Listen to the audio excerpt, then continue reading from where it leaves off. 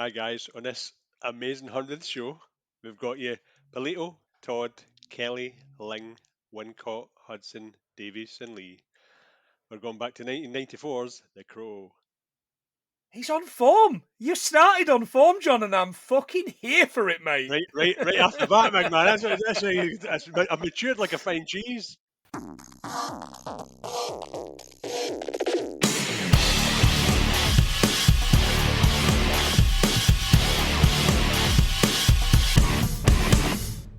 Hello, everyone, and welcome to the 100th episode. I'm one of your hosts. My name's Planty, and my soul has been carried here by a fucking raven tonight. And I'm the other guy, and I'm painted up like the Crow, but look more like, what's that wrestler, the old wrestler? We'll come to him. We will come to Sting is getting mentioned. I thought he Sting might. is getting mentioned a I thought number he of times. But I'm Would an you old, believe? I'm an old crow and an old soul. John, they said it wouldn't last. Oh, Jesus Christ! Yeah, it keeps coming back like cold sores. It's another episode. 100. One on your gob or one on your knob. One in the gob. Is that why it's on my knob? Hell yeah! Anyway, I had to get this gig somehow. I don't know how to feel. Like I've got to be honest with you. God, we're the podcast tries to find out 100 things we learn from every episode, from every film that we talk about, and this episode, we're going back to our roots. But I don't know how to feel because it seems. I mean, it's been a while. It's been a while. It's been 2 years, and we've had a few little breaks, and we've done some little spin-off stuff, and we've done bits and pieces while you've been training, and while I've been on holiday, and all that kind of stuff. And I'm really emotional, but I've got to say, John, I'm really scared that we're going to get to 100, and at the end of this episode, you're going to go, and that's my final episode, you fat prick. So can you assure me and the listeners that that's not going to happen, please? I promise that is not going to happen. I'm not going to bow out on the 100th episode, even Brilliant. though I think it's going to be a cracker. Indeed it is. Joe, stand down. I don't think you're going to be needed just yet. But you might be on The Simpsons one before you know it. Anyway. John, you bought this, right? So when we came up with this idea this barely a fucking idea for a podcast, 26 months ago, right? Because it was the end of October we did it. Yeah. My first question, I think, is what did you expect to happen with what we did? What you pitched to me, you pitched me an idea. You said that we would give ladies, we'd get money, and all that's come true. So that's Okay. and what I expected is exactly what I got. Absolutely nothing. Did you think we'd make it to a century? I'll be honest with you. No, there was a part where I think both of us felt as if it was falling on deaf ears, but I think I'll be honest with you. I think the podcast community just brought us straight back. I really do. They have, absolutely. I'm looking at my notes here from the first episode. Listeners, if you've not listened to episode 1, don't. But no, if you haven't listened to episode 1, then feel free to go back to that and listen to what we've got here. But I'm just looking, and it says at the top of my list here, The Crow test episode. Right? Oh. And if I remember rightly, John, you went, "Oh, I'll edit that," yeah, and you didn't. You promptly threw some music at the front and at the end, and that was it. I thought that's all we needed. I thought we were brilliant, and then I listened to it back and thought, "Oh, that's an awful lot of ums and coughs and long pauses." But yeah, it's a good comparison. As I've said before, if they listen to the original one and listen to this, you'll see how far we've come. So we're going to keep up. We're not going to touch it. I was talking to you about editing it, but let's just leave it. Absolutely, yeah. It's fun. It's fun as it is. And listeners, look, right, okay. We'll get into this and the patrons and all that kind of thing. We feel like we've come so far, and we've got so many films where we've got 100 now, and sometimes we kind of don't get 100, and we're like, all right, well, the film was shit, or all right, we maybe weren't on our best this week. But I think, I don't know about listeners, but correct us if you think just chatting shit. But I don't think it's about 100 things anymore.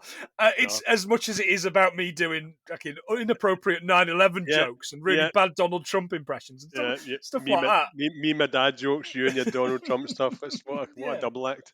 and let's look. That's the podcast, and if you like it, hopefully you'll tell us, and if you don't, just fucking tell us. Just somebody Yeah, reach out, and just tell us. yeah. We think we've got a formula, but we Yeah. might be wrong. Yeah, well, absolutely. The patrons, we've got patrons. We've got a Patreon. Give us a quid every month, and we will shout you out in every single episode. Little bit special this week because I reached out to the patrons and asked them to get in touch and send us some facts. So they've actually helped us out here, John. So we may actually do a little bit better than we did the first time round, which I think we finished on 38, but I didn't write it down when Oh I my listened god, to it. that's so gutting. I keep telling everybody 60. No. Yeah, I think we finished on about 38 or something like that. So I think we'll do a little bit better. So Wow. we're going to hear from some patrons. In fact, we're going to hear from some previous guests as well. Who've reached out. If you didn't reach out, patrons, and you didn't send us a recording, well, you had a fucking week. You've had more than a week, you bunch of twats. What were you playing at? So, but yeah, we'll still give you a shout out at the end because your money's still good here. Yeah. It's still good here. Right, okay. John, 1994. What else could we have been talking about? Mate, what a year. So I could have referred back to our Leon episode because that was 1994, but this was a surprise one for me, right? The connection between Dumb and Dumber, Ace Ventura, and The Mask. Cameron Diaz. No. Because Cameron Diaz. Anyway, we'll come to that. Yeah, go on. Jim Carrey. So he had 3 films out in 1994, and they were all absolute classics. I thought you were going to say the connection to this film. I was like, no. Connection to the old films, but yeah. I could have told you that. He's the star of all 3 of them. But all in 1994. In my head, they were spaced out, but yeah, all 1994. The first Ace Ventura. Yes, the first one, yep. Wow, because I just seem to remember that as being like his springboard. But he'd made films like all. I mean, that's astonishing. Yeah, wow. they're 3 classic films. Well, and saying that, Jean-Claude Van Damme did all right as well. He had Time Cop and Street Fighter out in the same year. Right. What the fuck does John want? He wants Jean-Claude Van Damme to come back and be an action hero. There you go, mate. I write it myself. I write it myself. Double Impact. Double Impact. Yeah, okay. There's loads of classics. So there's Interview of a Vampire, Heavenly Creatures, but our favourite, Shawshank Redemption, is right up there. So yeah, it took me years to watch it because I'm one of these fucking contrarian arseholes. I didn't want to watch it because I thought it can't be that good. And do you know what? It's very, very good. It's very good. Very nice. Very nice. I certainly didn't cry at it like I did. I was going to say 7 Mile there, 6 Mile. But that's the Eminem film, isn't it? No, I didn't cry at it like I did the Green Mile. The Green Mile breaks my heart. That gets you every time. Pulp Fiction. I'll throw this in as well. Pulp Fiction. Yeah, one of the greatest films of all time. Easily one of the best films of all time. So 1994 was an absolute astonishing year. Astonishing year. I don't think we did the film thing in the first. No, we didn't used to do it back then. I think it took us to about 10 episodes before we did that. So anyway. Okay, let's begin. Let's get going. So it opens and it tells us it is October 30th, Devil's Night. Devil's Night. I'm going to do this. I've got a couple of facts which I nicked, which I've fucking stolen from the corpse of that first episode, right? And I'm calling them legacy facts. I probably won't do a thing, but I'll just go legacy fact. We had this fact 100 episodes ago. Devil's Night actually is a thing, and we called it Mischief Night in Yorkshire growing up. That's our first legacy fact. Nice. The camera flies over this brilliant model, by the way. I've got a Devil's Night fact. Oh, check you the fuck out. Yeah. I just came up with it as well. So it's true that Devil's Night is believed to start in Detroit from the 1940s to the 1970s, I believe. Okay. It started off sort of small with smashing eggs on windows and stuff like that, but then sort of grew to being as mischievous as possible. So yeah, that's where it originated, Detroit, and in the 1940s. All right, excellent. It then graduated to throwing lead singers out of bands out of windows and sexually abusing their fiancés. Anarchy. Escalation is escalation, I guess. Yeah. Exactly. We Get got out the of control. voiceover from Sarah. She's actually, I think Sarah is your one of your main characters. If it's not her, it's it's Albrecht. People once believed that when someone dies, a crow carries their soul to the land of the dead. But sometimes something so bad happens that a terrible sadness is carried with it, and the soul can't rest. Then sometimes, just sometimes, stop saying sometimes, the crow can bring that soul back and put the wrong things right. Legacy fact: Norse mythology, by the way, where the crow or a raven, nevermore, brings back the soul. There's been a murder, right, at this crime scene. Officer Albrecht, right, and I kept writing Albright, and I've written all sorts. That was the same. Albrecht, I've been calling him Albright. I'm an idiot. He puts a cigarette out at the crime scene, and I was like, I've seen a lot of fucking CSI, mate. You are going down for this. Contaminated that scene, man. Contaminated the scene. What a dick. We see that it was the night before a wedding. Shelley Webster and Eric Draven, this beat cop who gets married on Halloween anyway. His response, nobody. And I'm like, you fucking dick. I looked up some facts about stars that were born in Halloween. Okay. Do you know, they were all lies. So it says Victoria Beckham and all these things. She got married in bloody July and stuff like that. So I didn't trust it. So I didn't go with it. So I don't know who got married in Halloween. All right. Okay. I didn't have time to look that up. But I do remember they got married on big white thrones and he was wearing a white suit, wasn't he? Oh, God. What a pair of pricks. What a pair of fucking arseholes. David Beckham, I mean, take your fucking money and get out. Get out. Now, what I will say is, if you've listened to episode 1, I'm not going to retread the whole buying this at CEX for £1 thing, because go and listen to that, because that's probably my favourite story. But I did watch it in standard definition DVD, and also watched it in 4:3 presentation, which is the only presentation it was in. So it wasn't even in widescreen, this. So I really missed my boxy CRT telly for it. 4:3, also known as full screen. Certainly would have been back in the days of boxy tellies. Widescreen, of course, is 16:9 letterbox. 4:3 was the original aspect of 35mm celluloid film. Yeah, it would have looked all right with an iCam stereo picture-in-picture TV. It would have looked good if I'd put the video into the same machine that the telly was at the bottom of my bed when I was 20. God, yeah, possibly. Jesus. Devil's Night, there's been all these arsons and fires that we learn.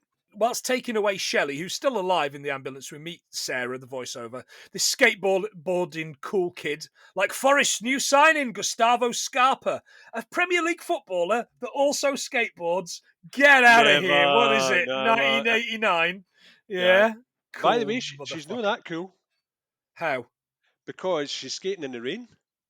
Apparently, it's bad for the trucks and ball bearings and warps of wood, so it's not advised to go to do it in the rain. So she's not that cool. Hey, she isn't. She might be cool, but she's a fool. She is a fool. She is a fool. I pity the fool. The kid knows fine well that Eric's dead, even though he's giving it. Albrecht's giving her the kind of like, oh no, it's fine. And she's like, it's just. Yeah.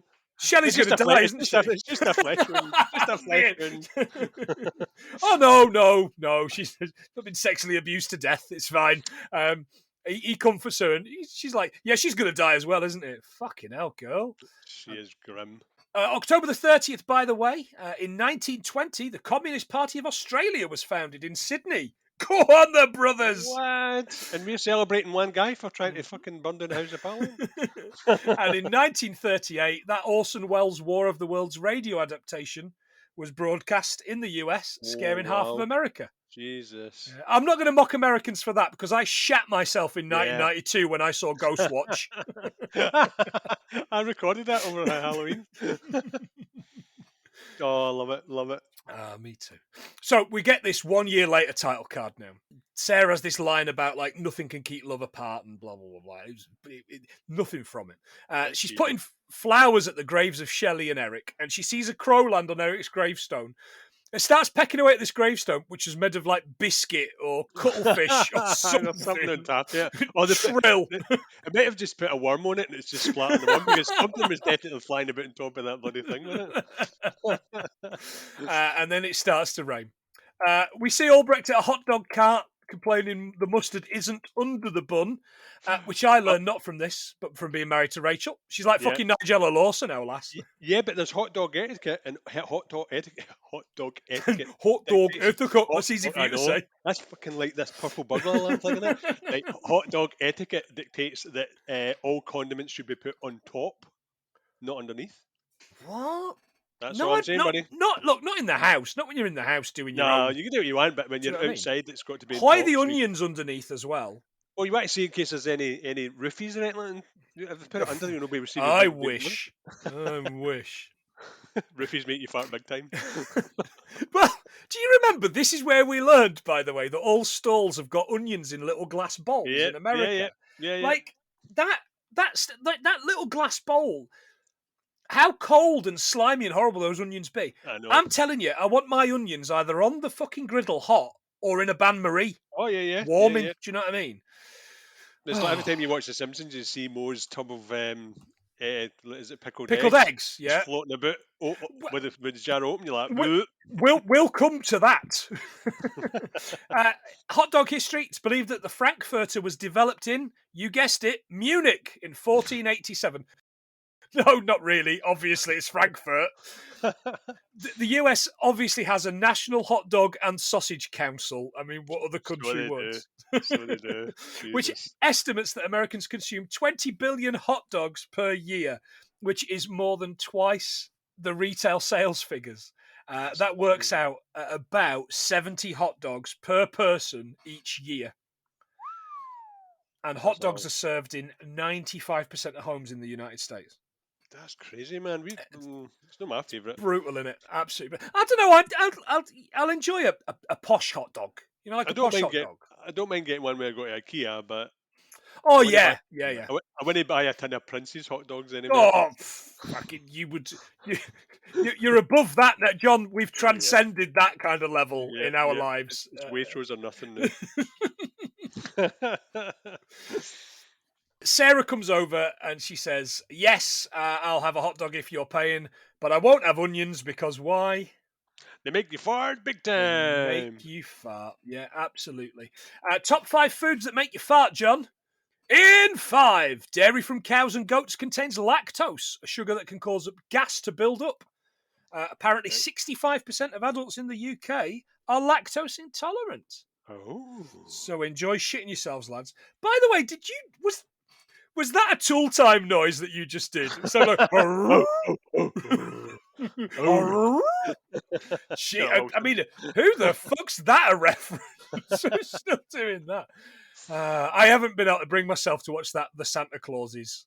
Man, I love all sorts of things Christmas. I'm not watching that on Disney. No, you're done. No. We've got Shudder, so I'm watching all the Christmas horror films. They're all fucking brutal. Oh man, there's a new one out with David Harbour. Yeah, that's on at the cinema, so I'll need that on the old hooky feed, which we don't have, of course. We pay for all our films. Yeah. In 4, John, onions. Of course. Yeah, they're in the same family as artichokes, garlic, and leeks. They all contain fructans, which I think were aliens out of Star Trek. No, they're carbs that can cause gas and bloating. Number 3, eggs, full of sulfur-packed methylene. Number 2, John, we talked about the character Tad eating some last week when we were doing the episode with Bernie. He was eating them by a fire. It may be farting. Is it beans or midichlorians? It was midichlorians, fucking hell. Yeah, it was beans. Beans and lentils contain lots of fibre, but they also contain raffinose, which is a complex sugar that we cannot process as humans. Right.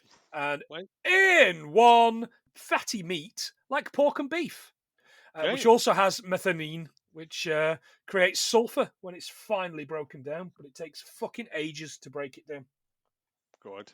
There you go. So I've always got a dodgy tummy. Well, all the fatty meat you're eating, all the hot dogs, all the Prince's hot dogs. Hell yeah. So, back at the grave, Eric bursts out covered in mud and shivering. He's screaming like that bit out of Ace Ventura 2 where he comes out the rhino's ass. He's then led on by the crow, staggering into this alley where it's absolutely pissing it down. And I got massive Darkman vibes from this, by the way. You know where he's falling about in the rain? Do you know what I got for this later on? Dark City vibes. Same director. Yeah. That's so why. that's because I'm like, where did it take its inspirations for the Matrix? Because it all looks the same. But this, I think this is the one that inspired a lot of these. Well, same director, better film, innit? We said this. Yeah. We said this 100 episodes ago. We meet the gang here. God, do you know what? Right, okay. So, first episode, I fucking hated this film. I have now seen this film 4 times in 2 years. And you know what, John? That everybody in it is giving it 100%. Yeah. They are brilliant. T-Bird, that David Patrick Kelly is just amazing. Right. I think This is our second David Patrick Kelly that we've might even be our third. We did 48 hours, didn't we? We've talked about the Warriors a million times, but we haven't done the Warriors. We will. We'll do the Warriors future. We will. Definitely. But he's brilliant in this. He looks really old in this. And when you think it's only like 13 years on from the Warriors. Yeah. Like 81 the Warriors, wasn't it? Well, I noticed there's a lot of prosthetics in his face as well. I don't know if you noticed, but a lot of close-up shots had stuff on his face. No, that's what his face looks like today. Oh, really? Yeah, it's all like, I think so. Yeah, he's a fucking mess. Just before we go on, please, just to get these facts out of the way, because I've got a lot of them. So I was looking at how long it takes for a body to decompose. All right. In the grave, it takes anything from 10 to 15 years to decompose to a skeletal state. Oh, skeletal state. Skeletal state, big man. So my grandparents are skeletons. Nice one. The gift that keeps on giving. My dad isn't because we cremated him, but you know. Yeah, if he turned up now, it's fucking like groundskeeper Willie, you know, when he's on fire, like I would shit myself for a number of reasons, and not because I've had lots of lactose today. Fire it up. Fire it up. Fire it up. Fire it up. Which is a great chant to do. I love that.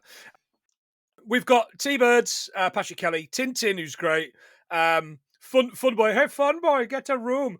And Mike, absolutely, like, T-Birds are my favourite. But my other favourite is his best mate, Skank, right? I fucking love Skank. Later on, Skank is in... Anyway, they're smashing up this arcade, right? And I nearly fucking cried seeing them smash these pinball machines up, man.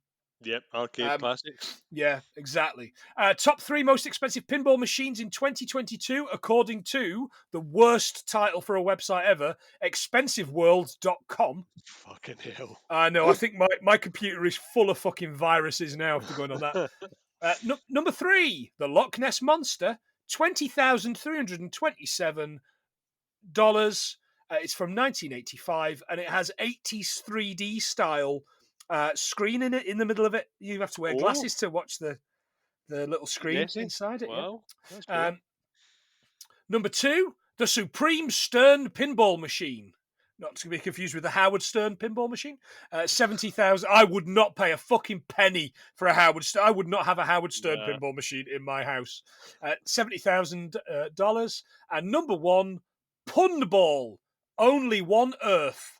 $125,000. It is the most expensive pinball machine in the USA, and it has a global warming theme. So it's allegedly doing some fucking whatever. Of course it is. It's just making rich people richer. T-Bird says this place is going to catch on fire like Lake Erie. Yes. Did you have anything on this? It turns out it was an actual thing. It wasn't Lake Erie, but it was some sort of body of water connected to Lake Erie. But yeah, it's actually happened. You're absolutely right. 22nd of June, 1969. Nice. The Cuyahoga River, Cuyahoga, which flows into the lake, caught fire due to the amount of pollution. So hold your hat, John. It's coming to the UK in 2024. All the shit we're throwing into rivers these days. No shit. The gang leave in this fucking beaut of a car just as the arcade explodes. Do you want to know what it was? I would fucking love to, mate. It was a 1973 Ford Thunderbird. Oh, Looked man. absolutely It does. gorgeous. It Not looks... as good as the Yugo, but it was right up there. So there was a 1986 Yugo GV. When we come to it, I'll tell you what I'd written that it was. It no longer exists. Anyway, Eric heads to his old apartment where he has flashbacks of the gang raping Shelley before Tintin knifes and kills him, and he throws him out the window. And it was overly dramatic and really fucking silly, this bit. See ya. In the pit where the gang hang out, they're drinking and, for some reason, eating bullets. Yes. Swallowing bullets. It's very bad for you to do that. Oh, right, I thought it might be. I looked it up and it just says, nope, it causes lead poisoning. It sits in your gut. Someone actually just says it sits in your lower intestine for 5 hours, but I don't think that's a good thing. But unlike onions, it doesn't make you fart. It doesn't make fart big time. You have a Vindaloo and you end up fucking shooting somebody. Oh. Anyway, how about, John? We have a little fact from one of our patrons. Yes, please. Super, Dean. It's over to you. Hello, film fans. I am That Efkin Guy from That Efkin Show, and I'm here with a film fact about the Angry Birds movie. The film is actually a homage to the legendary Japanese director Akira Kurosawa, the plot of it following very loosely to his 1948 Yakuza movie, A Drunken Angel. The character of Jason Sudeikis' Red is based on Toshiro Mifune's character Matsunaga, and Josh Gad... What? Sorry. Alright. Sorry, The Crow. That's not an Angry Bird movie, that's the Emo Bird movie. Oh, okay, what shit can I think up now? Okay, The Crow was adapted from a comic book by James O'Barr. We all know that, and like most Hollywood takes on printed work, they took some liberties with the original story. But there is a movie version that didn't. Nope, not any of the sequels. Definitely not them. Although there is a small highlight in the second film with the Deftones appearance, where they perform a song that's never been commercially available. That's a fact for your 200th show. The film I'm talking about would be the 1998 shot-on-video fan film by David Ullman. It's one you can watch for free on YouTube, and if you're not familiar with the shot-on-video genre of film, it's... well, none of them are great. But like all shot-on-video films, it's made with passion and love, because have you ever tried to edit a movie shot on VHS tape? Some serious effort goes into them, so I tip my hat to every indie, no-budget filmmaker who's made one. This particular one is actually really well shot for the budget they didn't have, and attempts to replicate the comic book shot for shot in a faithful adaptation of the source material, unlike its big screen brother. Also, the majority of this handmade film is in black and white, which was actually what Alex Proyas wanted to do with the big budget version, but producers said, "You what, mate? Black and white? Fuck off! Nobody watches black and white movies anymore, you cunt! Film it in colour, like every normal person." Fucking cunt, wants in black and fucking white. Or something like that. So yeah, go in watching this film with an open mind and you'll have a lot of fun with it. The details of it and a whole heap of behind the scenes info can be found at davidullman.net. That's davidullman.net. The site is a hub for his creative work and includes a couple of behind the scenes documentaries and making of specials he's recently made about the Crow film, because like I said, the guy is passionate about what he's made, like any indie creator should be. Much like the podcast you're listening to today. 100 episodes in, and Mark and John have probably not made a single penny even profit from it, but they're still doing it because they're enjoying the shit out of making it. Which doesn't mean they don't want your money. I'm sure there'll be a Patreon link at the end of the show to donate some cash to them. Go on, do it. Here's to another 100 things we learn from film. There you go. I am chalking that down, John, as 3 facts from Dean. From the Dean Meister, see From- that silky smooth voice as well. Man, you could listen to him all day until you have to sit in a pub with him and listen to him all day. I am joking, of course. I love him very dearly. He's a fine human being. Back at the burnt out apartment, Eric's having flashbacks. There's loads of flashbacks in this, by the way. And I didn't, because the whole thing is exactly as Dean said. The whole thing is filmed kind of like monochromatically, really. He wanted to film it in black and white, and it's kind of but the flashbacks aren't even in like really bright color. They're in this like orangey blue. It looked like color. It looks like he's being watched by the fucking Predator. Yeah, in Predator 2. What the fuck's going on here? Yeah, it's really weird. Blue and something. It's all over the place, isn't it? But yeah, this blissful life of not hearing her say she loves him. I've written and putting out chip pan fires. Yeah. How'd you put out a chip pan fire, John? Throw a wet towel on it. Yeah, a damp towel, absolutely. Not with water. You'll take your eyebrows off. Again, that's a legacy fact. We did that. And We back did in the that. days when What? we were a public service We podcast. still are. Yeah, Well, we still are. kind of still are, yeah. I told you to watch it for roofies and their hot dogs by making sure nobody put any condiments underneath the hot dogs. So. Well, do you know what? I'm going to give you a fact for that, John. Not that I don't think we'll need it. He paints his face white now, like fucking mime. He looks a little bit like, you know, that bit where it does the quick flash in The Exorcist and you see the fucking demon. Aye. Yeah. Like, what? Him and the Crow resolve to give the gang a bit of a Crowening, don't they? You do. This is good. And it becomes a revenge flick, and I'm fucking into that. I think, if we're going to be honest, I think probably the best films we've done have all been either heists. We need to do more heists. Oh, yeah. No, agreed. Do you know what we need to do in January? We need to do the bank job. You know that Statham one? Have you seen that? Yeah. We're doing British films. We'll do that Statham one. Yeah. Oh, it's a fucking bank job, you pricks. I'll fucking cut you bank. Anyway, we'll do that one. I probably won't remember. Yeah, you will. Yeah, I will. But heist jobs, revenge flicks, and films about films. I think those are my favourite kind of films about making films. I love them. We're no good with comedies or romance.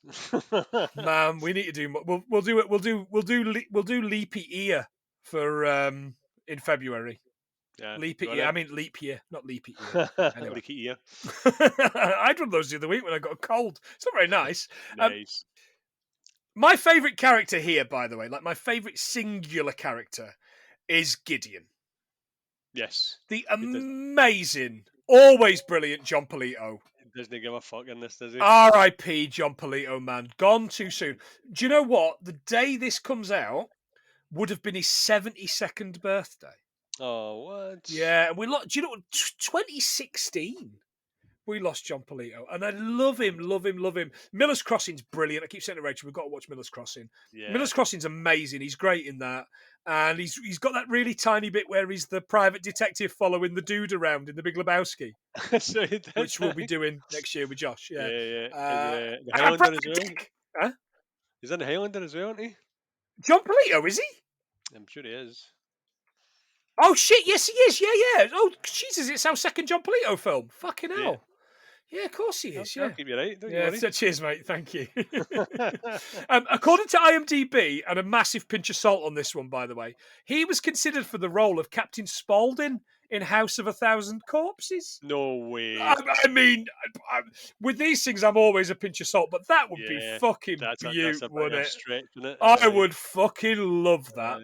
Talk about parts for consideration. Apparently, Johnny Depp and Christian Slater and River Phoenix were all considered for the lead for this. I'd seen the River Phoenix one. Johnny Depp, Savvy, I'm the Crow, Savvy, pint of wine, Savvy, where's the rum gone? Fuck off, you twat. Roll around in your bed of shit, you deserve it. But Christian Slater, though, he was too busy gleaming his cubit this time, wasn't he? Oh, so he was. How? This isn't much after True Romance, is it? True Romance 92? Yeah. Wasn't too far off. But hell. he was too busy doing Interview with a Vampire. Better film? Question mark. I don't like it. I don't like it. I don't like it one bit. It doesn't do anything for me. I like it, but I don't think it's aged very well. Oh, right, okay. Yeah, I've not seen it since long before I saw this.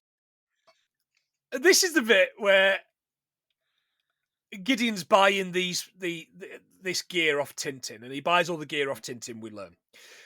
Eric's running across some rooftops like fucking Super Mario Brothers. Oh, yes. I was expecting to see what's her name? Is it Carrie Moss running behind him with chasing him down the street? Yeah, quite possibly. He lands in this alley below and fights Tintin as he's leaving the shop. Tintin admits he murdered Shelley because murder is fun. I mean, podcasting is fun, but murder is funner. It's fun and it's easy. I mean, okay. He's then got these throwing knives. He's like, meet my friends. They never miss. He misses with one by a fucking mile. Right? Yep. The second one misses like to the right, to the left. And the third one, which comes out of nowhere, he grabs it like that, doesn't he, between his hands? I mean, that's the one thing he managed to catch in this film. Too soon? Okay. Too soon. And then we see that Eric gives him a good old-fashioned stabbing. And we're like, okay, one down. You don't get to see what we then see in the aftermath, which, again, as we like in films. Yeah. Right. Leave it to the imagination. We go to this club, right? Is it called fucking... Trash? Trash, right? Yeah. And it's not so much a club as it is that fucking that steel mill out of The Simpsons. We work hard and we play hard. It's a cement factory or something. A cement factory. I mean, you've got to make your money somewhere. It's been used in a few films actually. Oh right, okay. I can't remember off the top of my head, but I remember the location thing. Okay. There's this inside the club. There's this female-fronted indie band that are so fucking bog standard 90s female indie band. It hurts. The only thing that was missing was the guy at the back of the room going, Karen, it's Jason, your cousin, Jason O. You know that new sound you're looking for? Well, listen to this. The gang go in and head straight upstairs. But I tell you what it did remind me of, and now you're going to tell me, well, that's exactly what it's from. It reminded me of the club that the guy in Hellraiser 3 owns. Oh, yeah. Do you know the guy I mean? Always kicking about with a tracksuit and always holding a bloody eagle. Eagle. Yeah, and he's smoking throughout sex. Yeah, that's right. Man, that's a fucking bad movie. I watched that movie with my parents. With my dad and stepmom. I also watched Trainspotting with my dad and stepmom. Wow, that's yeah. harsh. Yeah. Well, and The Entity, by the way. Baby stealing, but I've never seen The Entity. Oh, mate, no, she full on 80s Bush getting sexually assaulted by a ghost. I've never seen the start of The Titty, never mind the end of The Titty. We meet Tony Todd Grange. He's not in this film at all. Yeah. Talk about fucking wasted, but suave motherfucker. Oh, it's always suave, and I looked great. He looked absolutely fantastic in this. Yeah, he's Top Dollar's second in command and doles out the jobs. He says Top Dollar isn't taking any guests at the minute. Inside the room's Top Dollar, or Guy of Gisborne, as we would know him. Take your hat out with a spoon. Why a spoon, dear cousin? Because dall, you idiot, and it'll hurt more. By the way, Top Dollar, the boy Guy of Gisborne, his birthday is 21st January, the day before mine. Oh, really? Yeah, absolutely. We also meet Micah, right? The amazing, always fucking mental in everything, Bailing. Yeah. She's Dumplings. I think when we did this 2 years ago, you hadn't seen the film Dumplings, and I assume you've still not seen it. Yeah. It's a great Hong Kong film. It is grim as fuck. But you'll also know, I think she's in one of those Crank films, maybe the second one. Oh, I've watched them. Yeah. I thought you fucking might. She's brilliant in those. Cool. Yeah. And they're together. Like they're half. She's his half sister, and they're together. It was a bit like a fucking Pornhub tab, wasn't it? Yeah, it was a very niche category, wasn't it? But why has that become niche? Can anybody explain? Like, because I don't get it, you know. I mean, I've got to be honest, my sister is one of the most beautiful human beings I know, right? But she's my fucking sister. Fuck off. Have a word. Yeah. Half sister as well. Sarah heads to the pit, the pit, and we see Darla, her mom, isn't a very good mom, is she? She'd rather carry on with the gang. So we just set a bit of scene for later on. Back at Gideon's, he's counting money. Of course he is. Now, John, in a film full of brilliant character actors, he is the best thing in it by a country mile. Nobody on the planet talks like this no more. Hey, I don't talk like this no more. Nobody talks like. If there is anybody, I know we've got listeners in New York City actually. If there's anybody down your street who's like, "Hey, I'm from New York here," get a recording of them because I don't believe anybody talks like that. Definitely. I really don't. It's beautiful. Eric smashes the door in and quotes the Raven. We did this in the last one, and I just couldn't. You heard me rapping, right? I know. But as Vega was the Raven, so we need to take that. We need to take that as a fact, though. Go on, then. Yeah, I'll let you have that one, bruv. You're trespassing, and you owe me a new door. He shoots Eric, and the bullet wound heals, and his expression here is, "Oh, shit on me!" lean on me. Like, I mean, it's not that kind of film, but again, I think that might be another tab. another niche category. Eric batters Gideon about and says he's looking for Shelley's engagement ring that was pawned here a year ago. Right. Yep. So, gotta be honest, right? He's looking for this from a year ago. How shit a salesman is Gideon that he can't sell a ring that was pawned in a year ago? I was thinking the exact same thing. Like, why is it taking him a year? Considering in a pawn shop, this is another fact for you, you've got 30 days to buy it back, otherwise they sell it on. So All right, okay. it's literally had 11 months to sell that on. Well, there you go.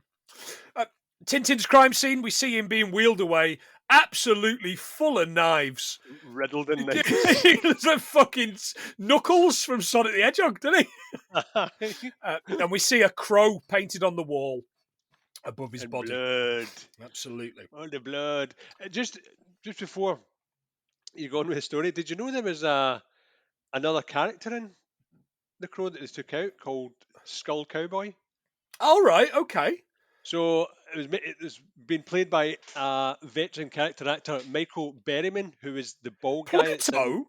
Yeah. That's Pluto out of The Hills Have Eyes. Yeah, that's him. Yeah, Fuck it. Every time I see somebody bald, like really tall and bald, I always go, "Here, Rachel, have you seen The Hills Have Eyes?" I'm the same. I keep thinking, as soon as I see him, I always think Weird Science. Yeah, Michael. So he is. Yeah, Michael Berryman, Pluto. Yeah. But apparently he was meant to be playing this Skull Cowboy who was like a spiritual guide for the Crow, but they just cut it because I think that the director just didn't see the point in it and wanted to take it out. It's too convoluted. But I'm thinking it would be nice to have like an extra character and just for a bit of guidance, because the guy's obviously just came back to life and he doesn't know his purpose and what he could do. It'd be nice for him to actually have some sort of guide. A bit of help. Yeah. So I love the fact that they filmed this and then just cut him out. Yeah, it got so far, but luckily there wasn't too many big interactions with Brennan Lee, so they cut it. Okay, fair enough. Yeah, it's a shame. Yeah, absolutely. I really like that guy. Something new for you, big man. He's a lot of fun. Good, fantastic. On the subject of something new, shall we listen to one of our friends? Yes, please. Joe, take it away. All right, lads. Joe from Hallmark of Greatness here with a few quick facts about the second best movie ever made, The Crow. Despite the close similarities between the two, Eric Draven's makeup has nothing to do with shock rock menace Alice Cooper's at all. Author James O'Barr said in an interview that the distinctive look was actually inspired by a marionette he saw on a trip to London. The iconic makeup did go on to inspire the late 90s look of the wrestler Sting, who went from being a colourful, fun surf bro to a moody trenchcoat-wearing loner as a result of this movie. A look which he still uses today, while wrestling at 63 years of age. Hope that was interesting enough for you. Congratulations on your 100th episode. Here's to the next 100 and your slow decline into madness. Cheers, lads. Well, Joe, that is no less than we would expect from someone who does it weekly on a weekly basis with the facts, even though he's got someone else do his facts on both of his podcasts. As I say, hallmark of greatness, that is. Absolutely. He didn't come to us with any shark facts. I was very disappointed, but he's maybe run out. So we'll tick a couple off there. Thank you, gentlemen. Back in the shop, Eric's going through this box of rings and he finds the one that he's looking for and has some flashbacks. Was it prick, good guy? Prick. It was. Wank, good guy. Wank, good guy. Yeah. He has this flashback to taking Shelley up in the attic, not a euphemism, and it's full of candles and the ring. Now, I'll be honest, no wonder this fucking place burnt down. It's an absolute death trap. I know. It's a little wooden fucking rickety thing in it, ready to go. Yeah. Love me, Tinder. Very good. Eric empties a can of petrol all over the shop and threatens Gideon till he tells him where Fun Boy lives. Eric fills a shotgun full of rings, right? Steals a guitar and shoots the petrol exploding the shop and giving us the only thing in the world that I think is better than a man on fire, a much-loved character actor on fire. Flying it, well, leg on fire. Yeah, like he's shaking his leg off like a fucking dog that's just had a piss in it. Aye. Imagine nicking the guitar as well. That's brilliant. I know, that guitar. exactly. And a shotgun, obviously. He got yourself a Mossberg 500 Cruiser. Did he really, John? Right. Oh, thank you very much. Albrecht arrives and pulls a gun on Eric. Eric says, "You don't remember me, do you? You know, Tintin shouldn't have played with knives." He said, "Did you kill him?" He said, "No, he was dead a year ago. It's just taken him a year to realise it. Same for the rest of the gang." And I'm kind of like, okay, I quite like that line. I do love the line, by the way, as Eric vanishes. Guy shows up dressed like a mime from hell. At least he didn't do the walking against the wind thing. I hate that crap. That was brilliant. But did you, apparently that was James O'Barr that was the looter. See when he gets distracted, we had looter coming out with Oh, TV. yeah. That's James O'Barr. That's the writer of the comic book, as Dean's just told us. Yeah, fantastic. Oh, we meet the detective, didn't we? Fucking dick. Oh, so I've barely written anything about this detective because he's nothing, but he looks like Robert Davi a little bit. He's got like the Robert Davi from Die Hard and the Goonies. Yeah, he's got that pockmarked look. Yeah, he's a fucking and he's all the time. He's kind of like, yeah, you're not doing a very good job. There's no wonder you got busted down. But it says it at some point. They one of the took away your gold badge. So I was looking at the colour of police badges, but apparently the badges are usually constructed out of metal that's got like an enamel finish that's either gold or silver. So I don't know whether it must be silver for like a beat cop and gold for like detectives. Oh right, okay. Hierarchy. Well, Judge Dredd's is gold, isn't it? So. Oh god, aye. But then he is the law. I wonder what level that is. The law one. Adamantium. Back at the foundry, T-Bird explains that Tintin got done and Top Dollar doesn't care, but he is interested in Gideon's place being torched.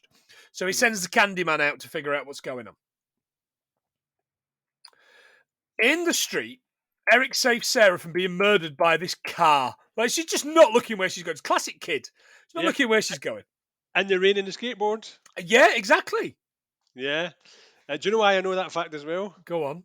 It's going to be horrible, right? Because he was a boy, she was a girl. Can I make it any more obvious? No. When I was younger, a lot younger, somebody had a skateboard, but it wasn't a one of those bought ones with the bloody sandpaper on top. It was actually a proper one that he made, trucks and everything. He was selling it. I remember he says he was asking for like 30 quid for it, say. Right. And I was like, yeah, I'll take it, but can I test it first? Hid it everywhere, took it in the rain and everything. By the time I took it back, it was all warped. I was like, I don't want it. I felt really guilty. Oh, that's brutal. I felt really guilty. And I never had the money anyway. Tales of Glasgow in the 60s, eh? Fucking hell. She complains about the rain, and he says, what, John? Like Michael Fish says, it's the canny hurricane all the time. Yeah, but John Ketley, he's the weatherman. And so is Michael Fish. And she realises it's him. But by the time she turns around, he's fucking mimed from hell away, isn't he? He's off, aye. In the precinct, this beat cop Annie, and I was kind of like, there's going to be like a little fucking love relationship here, but no, she's like, she's like, goodbye, movie. She's gone in seconds. I thought Albright was going to go all night, but that was a non-starter, wasn't it? All bright long. All night. Annie brings in basically the file, right, and he takes it home. Turns out that Shelley and Eric were refusing to be evicted from the building because fucking landlords is why. It's like bloody Bratty's not included all over again. Oh man, don't get me started. The Chief from what did we watch? The Chief from? It was 48 Hours. The Chief from that was young boy in the Super. Yeah, the boxer. Absolutely. Before we move on, let's hear from another one of our friends, Mono and Kira. Take it away, lads. Hello, John and Planty, and hello to all your listeners. It's Mono and Kira from Mono Rants the Boys and Mono Rants at the Movies here. Hello. And we've just dropped in to help you do your fucking episode for you, to be honest with you. I was going to say, see what condition your condition was in. Yeah, that would be much better, actually. But no, we're not dropping in to see what condition their condition was in. We're dropping in to help them. Yeah, sorry, I can't help it. We are dropping in to help them do their 100th episode and give them some facts about the Crow. The Crow? Yeah, about the Crow. And not crows. What? I have crow facts. Okay. Well, I was going to say that Planty called me unfunny in his most recent episode, so fuck that guy. Okay. So I went and got a whole load of info about the sequels instead of the actual film itself. Well, that's better than me, because I have crow facts. Okay, I thought you were actually going to be, on assignment this one, but no. However. So, The Crow spawned a shitload of sequels. Yeah, there's like a fuckload of them. Was there a TV show? There was. The first sequel was The Crow City of Angels in 1996. and it wasn't great. And it didn't do great. And they decided, hey, let's try and make a TV show in 97 and 98 that starred Monoran's favourite. Oh, Mark Dacascos. Mark Dacascos. Although I don't know if it features his... Dacascos. Yes. Our favourite body part. But that ran for a season. And didn't do so good. And then they decided, hey, let's try and make another movie. And they batted around the idea of giving Rob Zombie a movie. Called The Crow 2037. And it was going to be his film debut. That would have been fun because Rob Zombie, that would have suited his style a lot. Like, I do enjoy his stuff. I don't really like Halloween. But, like, the likes of Lords of Salem and... House of a Thousand Corpses. And all of that was like, that totally suits the style of The Crow. And he's a big comic book fan. And by all accounts, he wanted to make it more horror-y. Yeah. And less, like, revenge action. Yeah. But that didn't happen. More screeching guitars. That didn't happen. We got the third film in 2000 called Crow Salvation. And that also didn't do very well. It went straight to DVD, and they decided for a fourth film, hey, let's get somebody else to give it to them. And you know who they got to give it to them? Who? Or they were planning on getting to give it to them? X was going to give it to them. Oh, God. DMX was going to be the Crow in The Crow Lazarus. Yep, he was going to be a rapper who gives up the life of rapping for the love of a good woman. No, the love of a good woman who gets gunned down in a drive-by. And then he is reincarnated. It didn't say he died. It just said he was reincarnated. She gets gunned down and he's reincarnated to exact vengeance. Sounds like Spawn. Well, I mean, so do any of the Crow films. I know. that didn't happen either. I'm not surprised. Didn't they originally try and they pitched the original film as like some sort of like action romance? They pitched it as a comedy. Yeah. Or something ridiculous. Yeah. But no, then in the end we got The Crow Wicked Game in 2005 with David Boreanaz, which was also pants. I forgot that David Boreanaz briefly had like a movie career. He did. Briefly. Like when they tried. Apparently My Bloody Valentine is alright. It was 3D. Never seen it. I know, it was 3D. Well, look, we're not here for a Monoran's podcast. Oh. So give us some of your Crow facts then, Ciara. Crows mourn their dead. That's pretty cool. Yeah. In theme with the film. Yeah, they've been observed when a member of the murder is found dead. Number one, they'll also investigate the area to see what caused it. If it was like, did he fly into something? Are you saying that a murderer will investigate the murder? Yes. Awesome. Murderception. And then they will mourn their dead much in the same way as elephants, which makes sense because they have extremely well-developed frontal cortexes. So they are quite intelligent. Any other crow trivia? Yeah, they've got the largest brain-to-body-o ratio of any bird. Brain-to-body-o ratio? Brain-to-body-o. Brain-to-body-o. They will also eat your corpse. They'll eat your corpse? Yeah. Nice. They're omnivorous and they're also carrion feeders, so they will just, mostly eyeballs. Will we give them a real fact before we go? Oh, and they can explode frogs. Well, no, I meant a real Crow movie fact. Sure, why not? Yeah, Iggy Pop was supposed to be Fun Boy in the first film. Yeah, he could have been the guy who shot Brandon Lee. Just to bring it down before the end. That's us from Monorants. Bye-bye. Bye-bye. Fantastic. I would have probably liked more facts about the film than I would have liked facts about birds. But yeah, look, you do you, Ciara, and the unfunny one. Mono. Great. Thanks for that, guys. We do love you, really. But it's a lot more fun pretending that we're these evil British bastards against our lovely, badly treated Irish friends. In it though. Could be Welsh. Could be Welsh. Steady. So at Funboy's apartment, Darla and he are getting off their tits on what I assume was heroin. You're going down. So you'll go down, you slag. Sorry, that was me getting rid of the cat because he managed to get his foot on the fucking 0 button on my note. Yes, exactly. And that's all I've fucking got. Sorry, I do love you so much, and I will make it up to you later on. I promise, mate. Plenty, get the dreamies out. Right. So they get off the tits of what she was heroin, but it turns out it wasn't. It was morphine. All right. Now, okay. I this time last year, if you remember, John, I was fucking crippled with sciatica. Old man. And they gave me morphine at the hospital. Man, I wish I'd been injecting that shit. It's amazing. Is it good? Yeah, it's absolutely fantastic. The Crow flies in, and Funboy's like, I know that. It's a squab. A squab is a pigeon. Yep. by the way. They have them all the time in I'm a Celebrity. Oh, do they? You eat them all the time. Oh, mate, I don't watch that shit. Because I'm the celebrity. That's why. You are. Exactly. We'll be on that in a few years' time. Mate, we'll be on that in a few years' time. I'd eat any of that shit. I don't care. Like, they can throw me in with fucking scorpions and that. I'll do whatever. I'm not bothered. Yeah, oh man, it's no, I don't really care about that sort of thing. I'm saying the only thing I'd have problems with is probably the eating ones. What, because you're Scottish and you don't eat vegetables? I don't. I can only eat haggis. Everything else just tastes disgusting. In fairness, mate, I'm with you on that. I'd eat haggis for every fucking meal. Oh man, it's Burns night soon. That means that our local butchers will be doing the fucking haggis the size of six of your heads, Yeah. and I will eat it all week. I do it every year. We buy a massive haggis and eat it all week. Anyway, we'll do something Scottish for Burns night, of course. Sounds good. Yeah. Eric turns up. He sticks his hand out, and Fun Boy puts a hole in it. This is the shot, isn't it? This is the scene, isn't it? Yeah. Yeah, as we know. We know it. And as we've learned, Iggy tragic, Pop. man. Yeah, Iggy Pop.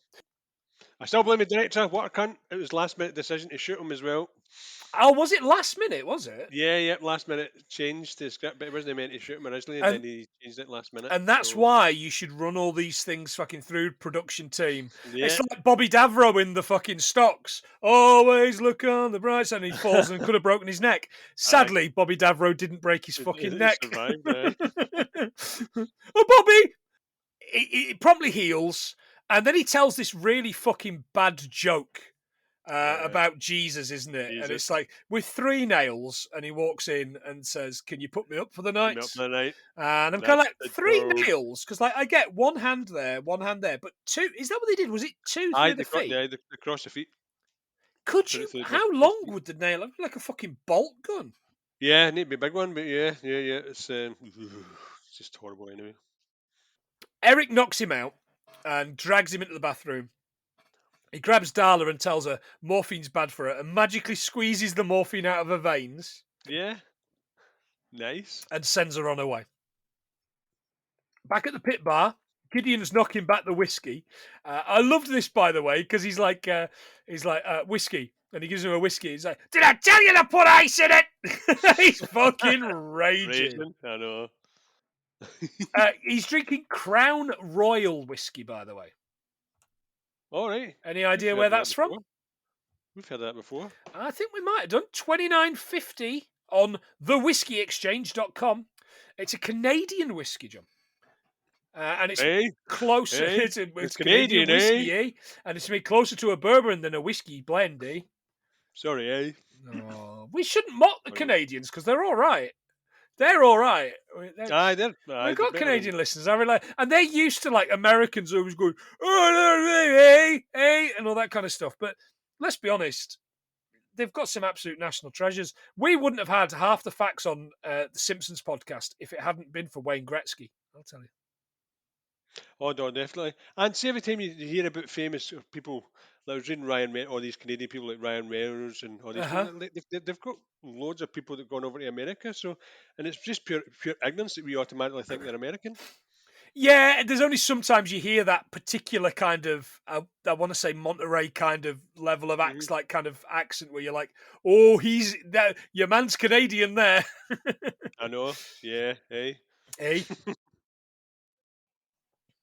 Grange tells Gideon that he needs to speak to Top Dollar. He then sees Darla run out and heads up to the apartment to find Top Dollar with these needles in his chest and a crow drawn on him in blood. Just at that point, your man Eric jumps out the window, doesn't he? With like his guitar on his back, and jumps out. And you go like, okay. In Ulbricht's apartment, Eric turns up and hands him a beer. He's like, "But you're dead." He says, "Yeah, well, I am, and I'm back." He says, "I need to know how we died." He explains that they were beaten and murdered. Shelley had 30 hours in intensive care. Eric does this brilliant thing, by the way. He lays his hands on Ulbricht's eyes and he sees the pain Shelley suffered and it fucking knocks him back. He basically gets 30 hours of like painful suffering in like 3 seconds, doesn't he? 3 seconds, yeah. 30 hours of pain. Yeah. And he says, "But you stayed with her for 30 hours. And instead of saying, "Yeah, because I'm a nice guy," he's like, "Oh, yeah, I thought she might pull through and I get some fucking things out of it." You're like, "Mate, fucking when you're out the top." Eric takes this fucking tab off him as he's smoking. He says, "You shouldn't smoke these; they'll kill you." They make you fart big time. Yeah. he says, "Right, I need to go." And he went, "Huh, you're going to vanish into thin air again?" He's like, "No, I thought I'd probably use the front door." I'm like, yes, that's a fun line. I like it a lot. By the way, this got me thinking how much I loved Winston Zeddemore in Grace and Frankie. Because obviously, since we've done this, he is absolutely fucking brilliant in Grace and Frankie. Yeah, he's fantastic. And it actually made me a little bit sad because obviously it doesn't work out between him and. I know. I was the same. Him and Grace. Him and Grace. Yeah. Frankie. Frankie, Frankie, the happy one, wasn't it? Yeah, I still not got to the end of that, actually. Rachel might have done, but I still haven't got to the end of that. But Ernie Hudson's great, isn't he great? I know.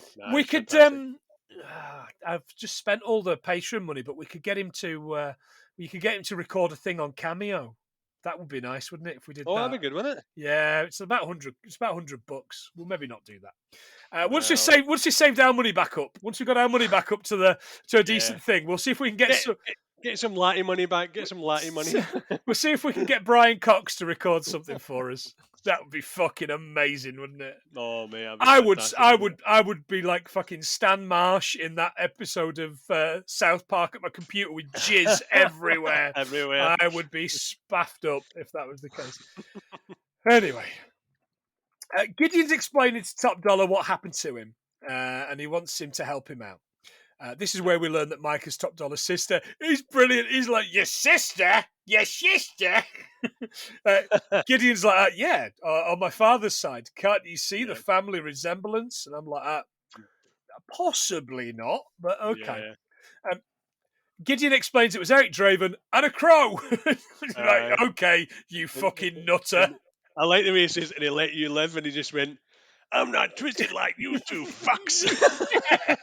He just didn't give a shit. Now, to anybody else, you would expect them to just go, how much of that fucking Canadian whiskey have you been drinking, mate? Yeah. But it turns out that they've got like a bit of an obsession with the occult. They're like fucking like eating eyeballs and fucking, breathing smoke and all this kind of stuff. Okay, whatever. Top Dollar puts a rapier through his throat, and then while he's dying, he's like, will you die already? Give the man a chance. He's drowning in his own fucking, choking on his own rage here. Yeah, it shot me like a machine gun. It was I was looking at it, it's a Calico M950, so it's the first time we've came across one. There's two of them in it, and M900 as well. So, all right. I think I had one of them. It had you used to turn it to control the Pong thing. Oh no, that was a Coleco. Yeah, Coleco. Totally different submachine gun. It is a totally different submachine gun. How about John? Some more facts. More facts. Yeah, let's throw to our good friend Punk. Right, you set of inbred cunts. Team meeting. Hey boys, team meeting now. Fucking quit it, you and that fucking Christmas tambourine. You'll have your own fucking eye out with that thing. Well, if you two pricks came here when I first asked, I wouldn't have to break out the tambourine, would I? Oh, here boys, dickhead needs attention. Give me a treat, you cunt. Please don't compare yourself to the domesticated hound. They bring joy to the world. You two are a yeast infection upon my own mental health. Well, if we're so fucking awful, why do you want to talk to us again? It's Planty. Oh, fuck. Did you kill Planty? We're gonna have to find a new backup guest. I'll get the shovels. No, he isn't dead yet. But he has asked for a favour. He wants us to submit one fact for his show. Why the fuck has he asked us? We've only ever watched the Blues Brothers.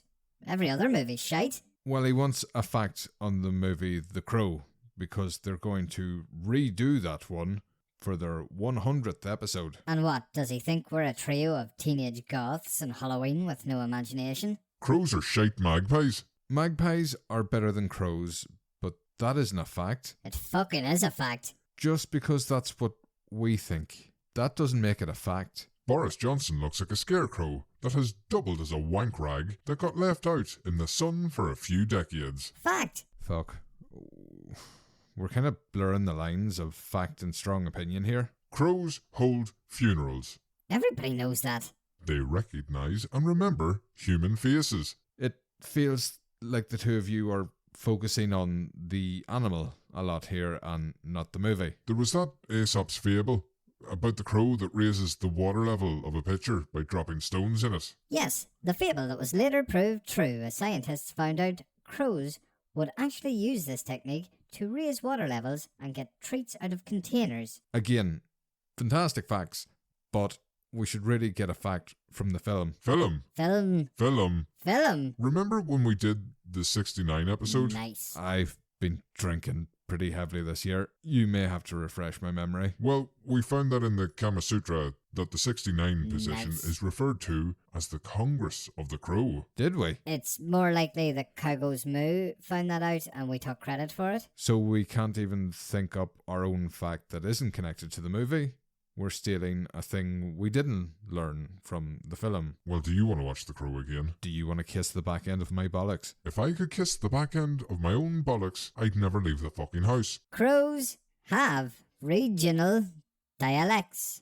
Different populations can have differences in their languages, just like people. Oof. Nice read, punk. You've been practicing. Fucking Google, bring me sunshine. Crows have the largest brain-to-body ratio of any Fucking sick bird. of this. Can we just tell Planty to fuck off? What about John? We'd be letting that Scotch stallion down. Fuck. I don't think I could handle it if he was disappointed in me. Oh, I found another one. In Japan, crows steal coat hangers and build nests with them on the top of electrical wires. So I'm guessing, yeah, they were metal coat hangers. I thought they had big brains. Big fucking fried brains. They Kentucky fry themselves and cause blackouts due to short-circuiting. I like that. Loose, morbid fact. Very on brand. I don't think they can use any of these facts. They're not things we learned from film. Fucked if I care. We have our own stupid podcast concept to worry about. This is almost like we tried. We went out of our way and decided not to contribute at all. Yeah, it's almost exactly fucking like that. Fuck it. Crows are shite magpies? Crows Yeah. are shite Crows are magpies. shaped magpies. There we go. One whole fact. While we're here, do you want to congratulate them on making it to the big 1-ton episode? Nah, fuck them. Uploading on a fucking Monday. That's my fucking day. I do find it incredibly arrogant on their part. Isn't it though? Just upload it on a fucking Sunday. Would that be so hard? We might want them on as future guests. Oh, wank. Sweary Wogan. Sweary Wogan. Congratulations on making it to 100 episodes, fellas. Onwards and upwards. You're only getting better. And I can't wait to hear what the future brings. Look at him. He's actually turned green. Good. Hope he fucking chokes in it. Cunt. Fuck it. Wrap it up. Mark, John, fair play, lads. Great milestone, and I love you both dearly. Fuck the Tories. Happy holidays, New Year, whenever the fuck this uploads. Have a good one. Get fucked. 100 times. 100 times. That Irish wizard. More fucking facts about birds. I know. Like, did they get the brief or didn't they get the brief? I'm not sure. Have they all fucking... They've all spoken to one another, haven't they? They've gone, oh, let's make Planty and John look fucking stupid by doing facts about birds. I know. Or I they've know. gone, I can't be arsed watching this film. Let's just look up some facts about birds. 100 things we learned from aviaries. See once. But hey, every fact counts, big man. Oh, we do any old shit on this, don't we? Absolutely. Sarah returns home and puts on a record, Hangman's Joke, which is this band that he's the fucking guitarist with. It sticks and skips at the, it can't rain all the time, it can't rain all the time, it can't rain all the time. And I was like, ooh, that's fucking some bit out of some fucking horror film.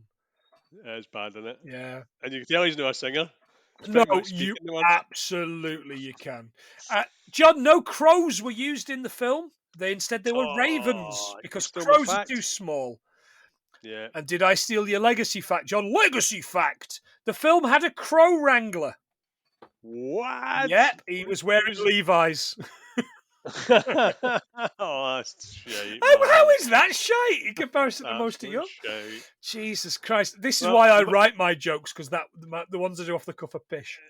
They must have got money cheap then, because apparently the budget for this was around 15 million. So a lot of the stuff was done on the cheap. So a lot of the stuff was done through miniatures. So a lot of the scenes, the swooping scenes are for miniatures. But I didn't know this. They spliced the car. There's a car chase after this, and they spliced the car chase through miniature sets. All right. Okay. Yeah, it does look. It has that look of Sin City.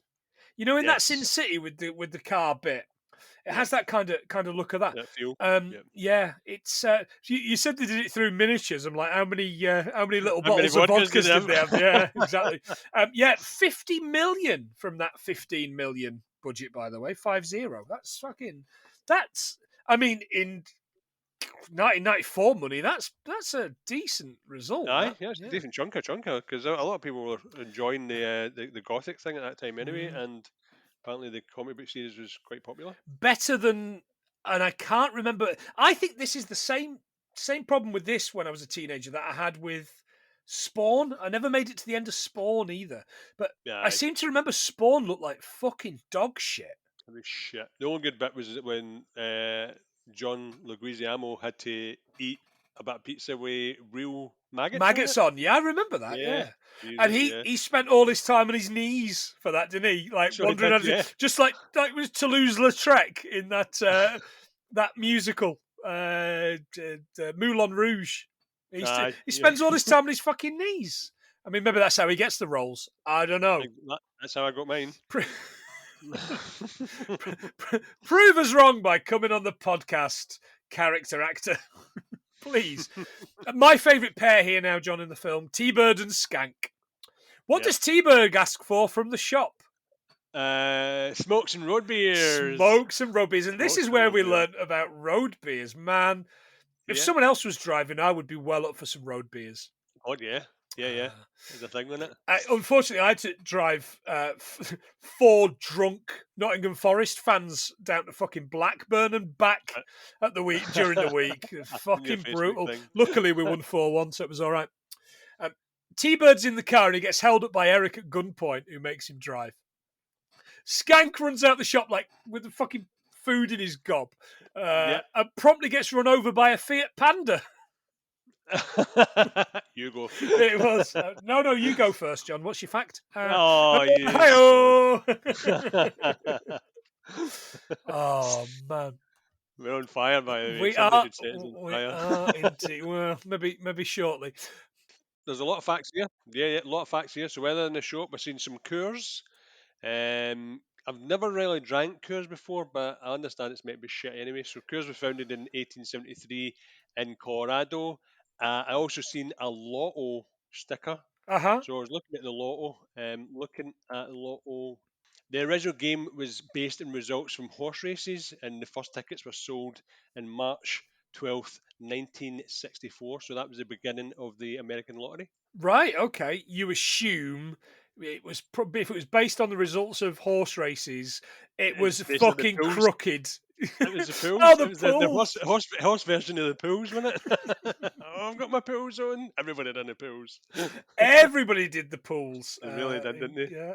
I'm going to spend it all. And she fucking did, didn't she? Oh, yeah, she did, yeah. Man, that's a crossover for the Simpsons podcast. Everything we learn from the Simpsons, where me and Tom talk about the pools winners. Fantastic.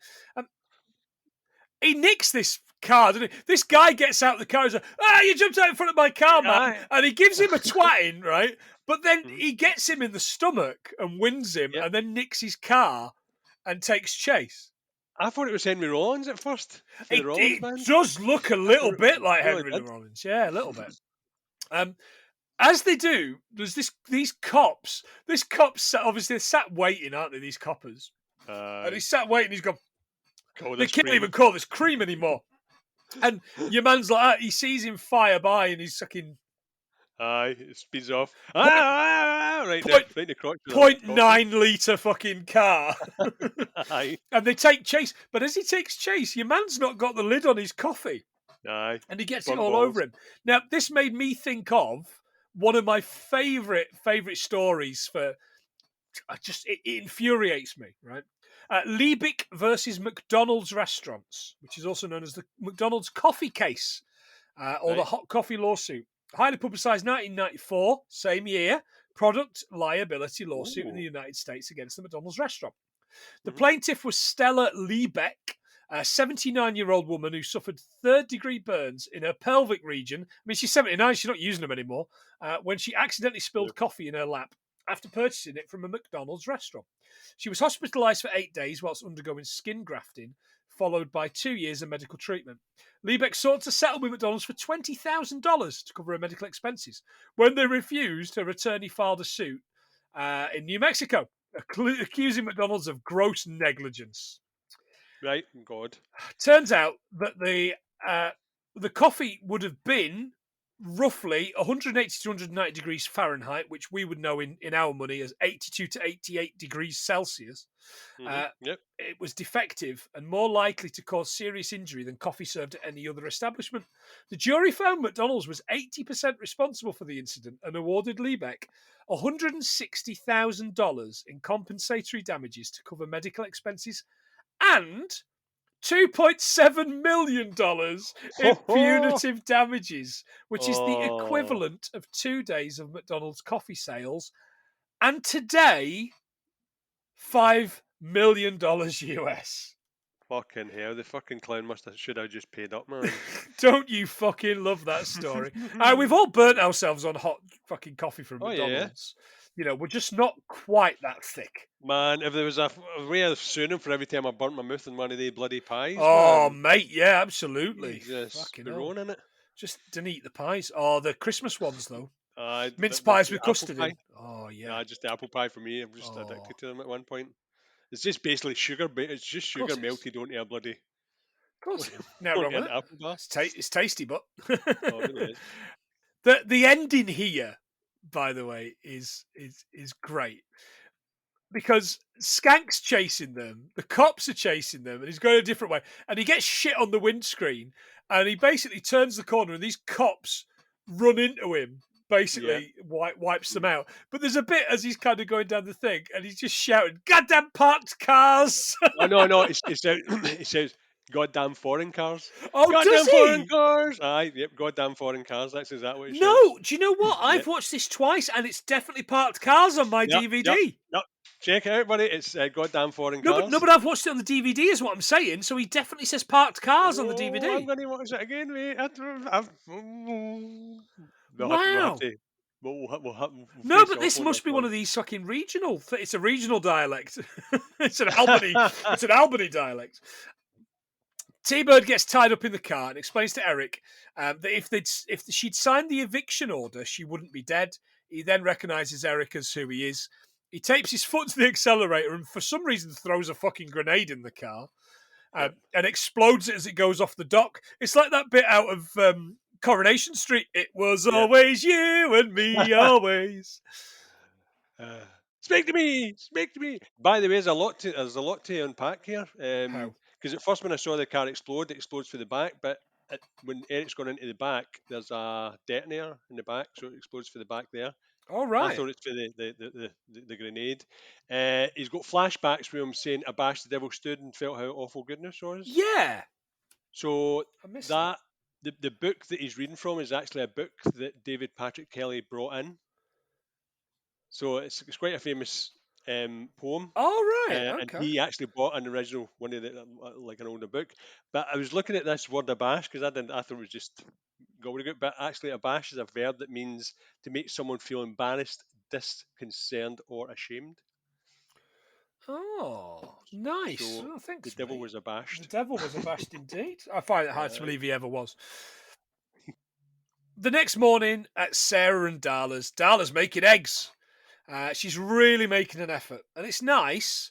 And she makes over easy eggs for Sarah, which is soft fried but flipped.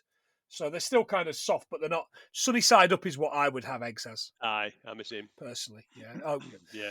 Good stuff. But of course, Sarah doesn't like eggs because eggs make you fart, as we learned earlier on. Robert Davies complaining at Albrecht, basically saying, this is the bit where he says, "Look, no wonder you got fucking knocked down as well you deserved," kind of thing. Shelley goes to the apartment, ripping off these boards to get in. Let's add breaking and enter into the fucking rap, yeah? Yep. And Eric's ripping up love letters from Shelley and burning them. Mhm. Sarah's looking for him, but he's jumped up in the rafters at this point like some sort of fucking coward, isn't he? Must be because she's looking all over. Like your man out of your man Doctor Who in Shallow Grave, up in the rafters watching what's going on below. He then comes out when she said she knows he doesn't care, and they embrace. It's lovely. Yeah. And actually, this is the first bit that's lit really like bright and sunny and nice. And I think it must be due, down to the reason he did it is obviously just to get his silhouette because he was dead by this point. So it was. Right. So this was the stunt double.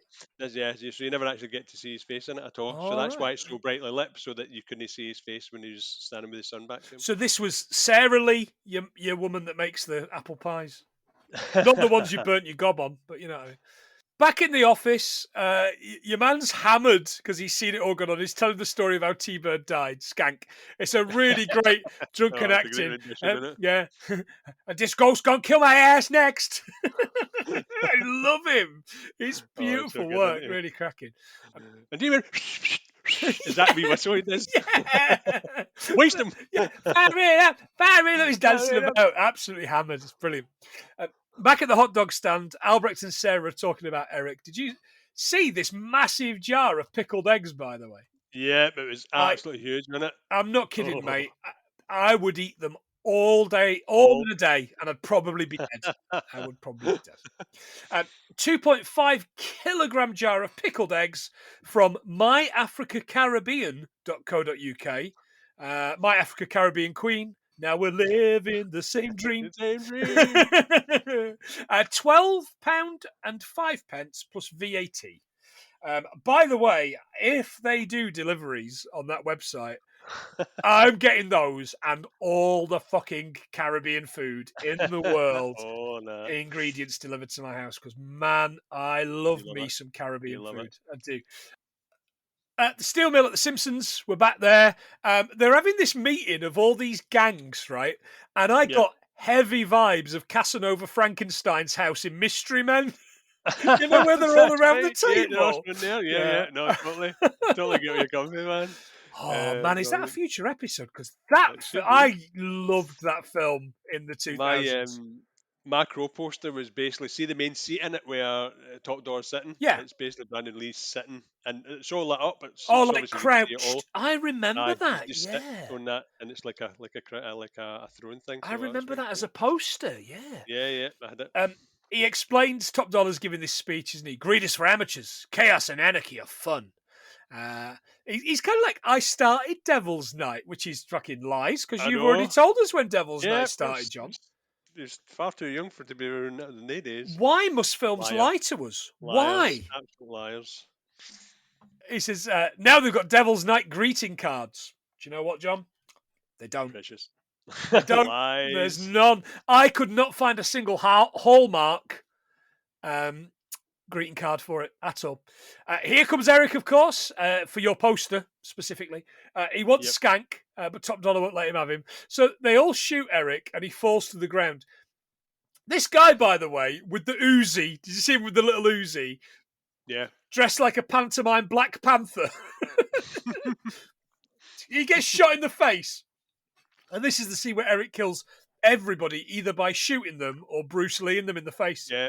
You're all going to die. Yeah. With Terminator music in the background? Was it really? All right. Did you hear it? No, I like, never. Boom, boom, boom. And it's like when the Terminator's gone through to get... So when he's getting Sarah Connor, when he's gone through the factory. Sounds a bit like that. Hey, fantastic. Yeah, great.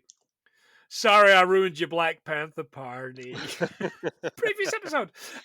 Kicks one guy in an office chair out of a window into the club below, which I absolutely loved. It gave me heavy Tony Hawk's Pro Skater first level vibes. Right. But of course, you're not allowed to go on Pro Skater because you warped a fucking skateboard.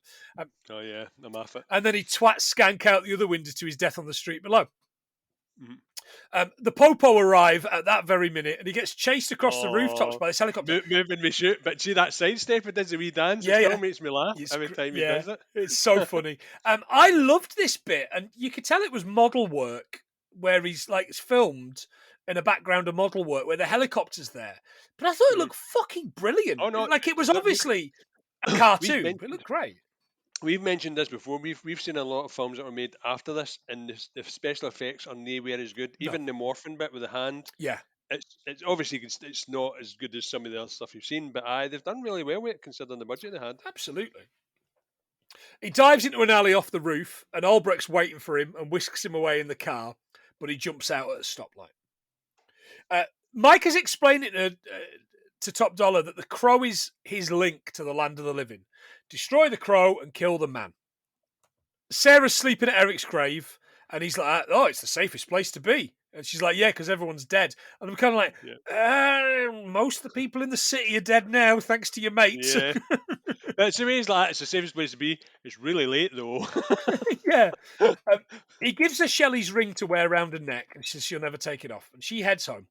As she's leaving the churchyard, Grange grabs her and takes her to Micah and Top Dollar inside. Eric spots her through the eyes of the crow and heads inside where Grange shoots the crow, basically clipping it, and Top Dollar shoots Eric in the shoulder. And he goes down like a sack of shit. He goes down like he's been shot with fucking garlic or something. A stake through the heart. Oh, fuck. Before Grange can kill the bird, Albrecht turns up and starts firing this fucking flare gun. Yeah, I was looking for the flare gun. It was just a prop. Oh, it was fucking beautiful, man. I would pay good money because it's like it's got like it's loaded with flares, isn't it? Yeah, he's firing them all over the shop, and the church is then like black and red, and there's and he's got his gun and everything. There's a gunfight, and Micah grabs the crow and heads off up the bell tower. Yeah, looks really, really, really good. Shall we have one last fact? From one of our patrons, yeah. Shall we? Yeah, as he left it until the fucking well beyond the deadline to get this across. Stig, give us your best shot. Nothing plenty, you massive prick. Stig here, coming at you with some very, very, very late crow facts. By facts, I mean all of 2. So aren't you glad that you waited for these till the last minute?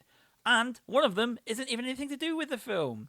So the first one is, did you know that the WCW wrestler Sting took his look from the movie The Crow? Sting used to be a bleach blonde haired surfer dude with bright makeup and rocking music, and then in the mid-90s he went away and he started to appear in the rafters of the building dressed up with long black hair, with black and white makeup, big long trench coat, and he'd look over everyone in the rafters. And he would zoom down on like a zip line into the ring. It was really, really cool. But yeah, he took his iconic look from the film and it stayed with him to this day. He still rocks the Crow look in 2022. He's still going strong, still wrestling.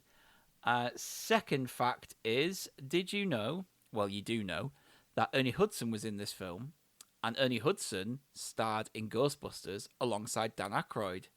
Dan Aykroyd was in Tommy Boy. And Tommy Boy was the film that I brought to the show and got 126 facts with, more than anyone else from Modern Escapism so far. So that is a pretty great fact, if you ask me. And aren't you glad that you waited for those? Merry Christmas to you both and to all your listeners. Looking forward to more in 2023 from you both. Cheers, guys. Well, that's a fact, and more gloating from the fucking Stig. He's always got He's always got to go back to that. And I got more than you got. But do you know what? That's right. And I got called a prick, so you know, it's always good when I get called a prick by someone that's not you. He has paid for the privilege. So yeah, true. He's a pain punter. Indeed. Eric shows Albrecht that he's been hurt, and the cop heads up the tower. He makes it like 5 steps up before Micah, shooting from fucking miles away. She's like, right down. It's like she's in Full Metal Jacket shooting at them.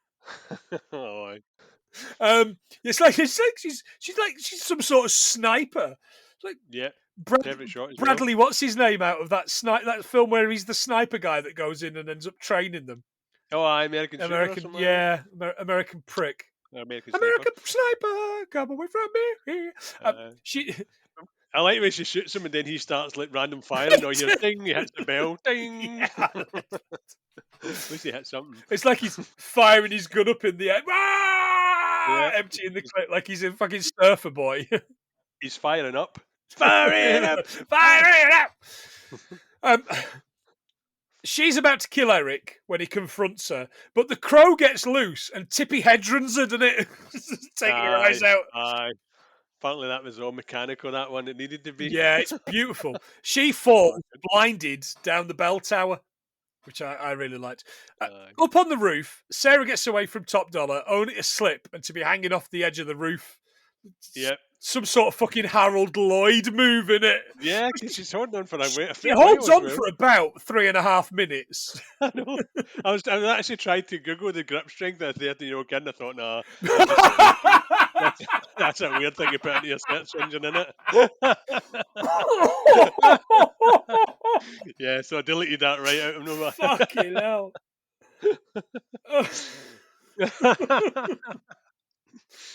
Got that bit. No way. Oh, I can barely breathe. That's brilliant. He has this sword fight with Top Dollar. Did you see what he used as a sword? He was using a weather. Is it a weather? No, it's for the lightning strikes. Is it still a weather vane? I would still call it a weather vane, but you're right. It's the lightning strikes thing. Yeah. And again, I guess he's stopping anybody from getting Patrick Troughton, didn't he? It's not going to happen in this one. It's a reference we make a lot on this podcast. Oh, R.I.P. Top. R.I.P. like fucking 40 years ago. His body's definitely a skeleton. It isn't. He's been a number of different people since then. Obviously. Fucking hell, John. As if you don't know. As if you don't live with the biggest Doctor Who fan I've ever met. I know. Sorry. Still alive and well and living in somebody else's body. Exactly. Duty Gatwa. As he's about to murder him, Top Dollar's about to murder Eric. He grabs him and gives him what he calls 30 hours of pain all at once. And we see Shelley's flashbacks from before. And this knocks him off balance and he falls off the roof and gives it the big Hans Gruber stuff. Yeah, which I guess you've got another connection there to Robin Hood, Prince of Thieves. Yeah, true. Eric saves Sarah and heads down to see Albrecht, explaining the memory of Shelley he gave him helped him finish off Top Dollar. Eric heads back to Shelley's grave and collapses, seeing her in a vision come to him. She kisses him, and in the final shot, we see the crow on the grave giving Sarah the ring she lost during the final fight.